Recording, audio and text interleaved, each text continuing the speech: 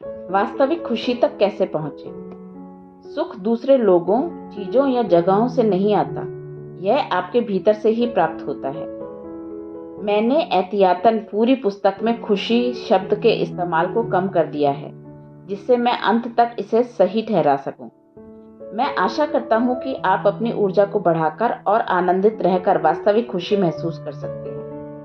हमें ऐसी सोच के साथ बढ़ने के लिए प्रेरित किया गया है कि खुशी बाहरी प्रभावों, लोगों, स्थान या वस्तुओं पर आधारित होती है। हमारे जीवन में यही अभिलाषा और लक्ष्य होते हैं जिनके बारे में हमारा मानना होता है कि इन्हें एक बार हासिल कर लेने पर हम हमेशा के लिए खुशहाल हो जाएंगे। जब हमें किसी का प्रेम मिलेगा, हमें खुशी होगी। जब हमें अपना घर मिल जाएगा तो हमें खुशी होगी। जब हम 20 पाउंड वजन कम कर लेते हैं तो हमें खुशी होगी। इससे हमें अस्थायी सुख मिलेगा, लेकिन यह क्षण भर के लिए होगा। यह आपके साथ हमेशा नहीं रहेगा। इसीलिए आप एक बार ये चीजें हासिल कर लेते हैं तो आप अन्य प्रकार की आकस्मिक चीजों के द्वारा चिरस्थायी सुख को प्राप्त करने की अपनी यात्रा जारी रखते हैं। उदाहरण के लिए, धन प्रायः खुशी और यहाँ तक कि सफलता के साथ जुड़ा होता है। लेकिन आप संसार के सबसे धनी व्यक्ति के बारे में जानकर हैरान हो जाएंगे कि बहुत अधिक धन होने के बावजूद आप निराश हो सकते हैं। यदि धन को खुशी और सफलता की माप के तौर पर इस्तेमाल किया जाए तो इसे सीमा के किस स्तर पर रखकर शुरुआत और इसकी समाप्ति की जाए। आखिर अंकों का कभी अंत नहीं होता। आप अपने लक्ष्य को पहचान लेने के बाद भी इसकी अधिक से अधिक चाह रख सकते हैं। इसीलिए आप इसे माप के उपकरण के रूप में इस्तेमाल नहीं कर सकते। मैंने इस पुस्तक की शुरुआत में ही व्याख्या की है कि हम उन चीजों की खोज करते हैं क्योंकि हम यह मानते हैं कि एक बार जब हम उन्हें हासिल कर लेंगे तो वे हमें खुशहाल कर देंगी। यही समान नियम उस धन पर भी लागू होता है जो हमें चाहिए। हमें केवल धन ही नहीं चाहिए, बल्कि हमें उससे प्राप्त होने वाली सुरक्षा और स्वतंत्रता भी चाहिए, क्योंकि हमारा मानना है कि इससे हमें खुशी प्राप्त होगी। लेकिन अगर आप इस ग्रह के केवल एकमात्र प्राणी होते और आपके पास धन का असीमित भंडार होता तो जरा सोचें कि यह कैसे आपके लिए उपयोगी हो सकता था। आपको तब कैसा लगेगा जब आप अपनी किसी मनचाही छुट्टी या रोमांचक साहस से भरे काम पर धन खर्च कर सकते हैं, लेकिन आपकी सेहत खराब है। तब कैसा लगेगा जब आपके पास हमेशा से वह खरीदने का सामर्थ्य था जो आप चाहते हैं, लेकिन आप पूरे संसार द्वारा नकारे जा रहे हैं। या फिर क्या आप ऐसी नौकरी करना चाहेंगे जो 20 घंटे प्रतिदिन वाली सबसे खराब नौकरी हो और जिसमें आपको असीमित धन दिया जा रहा है? उदाहरण के लिए, यहाँ तक कि आपके उपयुक्त जीवन साथी का भी आपकी स्थायी खुशी पर कोई नियंत्रण नहीं होता। वे केवल आपकी आपेक्षिक खुशी को प्रभावित कर सकते हैं, जो यदि किसी तरह की बाहरी स्थितियां बदल जाएं तो केवल 1 सेकंड में लुप्त हो सकती हैं। यदि आपका जीवन साथी उस तरीके से काम करता है जिससे आपको दुख होता है। विज्ञापन उद्योग आपकी खुशी के साथ खेलने में माहिर होता है, क्योंकि यह हमारे उस ज्ञान को नष्ट कर देता है जिससे हम सभी खुश रहना चाहते हैं। यह खरीदें और आप सुखी हो जाएंगे, यह कहा जाता है। आप इसे खरीदें और फिर 6 महीनों बाद वे इसके नए संस्करण को प्रकाशित करेंगे। फिर आपको पता चलता है कि पिछला उत्पाद चिरस्थायी खुशी प्रदान करने में असफल रहा है, इसीलिए आप इस आशा से एक नया उत्पाद खरीदते हैं कि यह उसके स्थान पर होगा। यह प्रक्रिया दोहराई जाती रहती है। तब क्या आप सारे समय खुशी महसूस करते हैं? क्या यही अंतिम लक्ष्य नहीं है? इसका यह मतलब है कि आपको जिस पल भी जो प्राप्त हो उससे आप खुश हैं अपने पूरे शेष जीवन के लिए। हम फिर यह कह सकते हैं कि चिरस्थायी सुख वही सुख है जो असली कामयाबी की तरह होता है।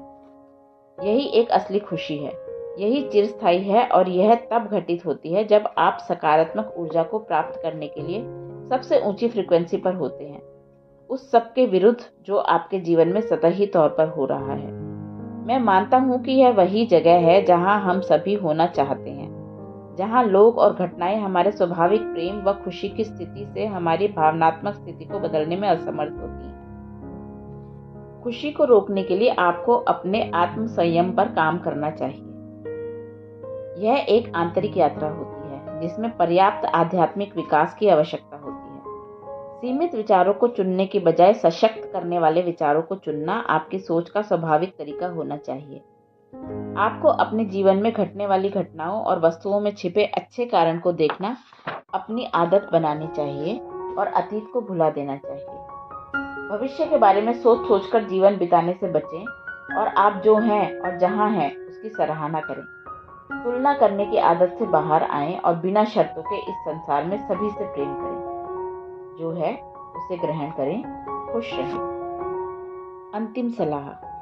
एक बेहतर जीवन के पीछे जाना या उसे पाना आसान नहीं है, इसीलिए बहुत से लोग उससे कम में ही गुजारा कर लेते हैं। लेकिन यदि आपको उन चीज़ों को अपनाने में समय लग रहा है जो आपने इस पुस्तक से सीखी हैं, तो दृढ़ संकल्प, सकारात्मकता और अटलता के साथ कार्य करना शुरू कर दें। फिर आप उन लोगों के समान नहीं होंगे। इस समय एक छोटा कदम उठाकर आप उस तरह का जीवन जीने की ओर अविरल गति से बढ़ने को तैयार हो जाएंगे जिसकी आपने कल्पना की थी। याद रखें, यहाँ मिलने वाली प्रत्येक चुनौती में एक सीख है, प्रत्येक असफलता में एक पाठ है, जिसका अर्थ है कि असफल होने का मतलब असफलता बिल्कुल नहीं है। वे केवल आपकी प्रतिष्ठा के मार्ग में एक बाधा हैं।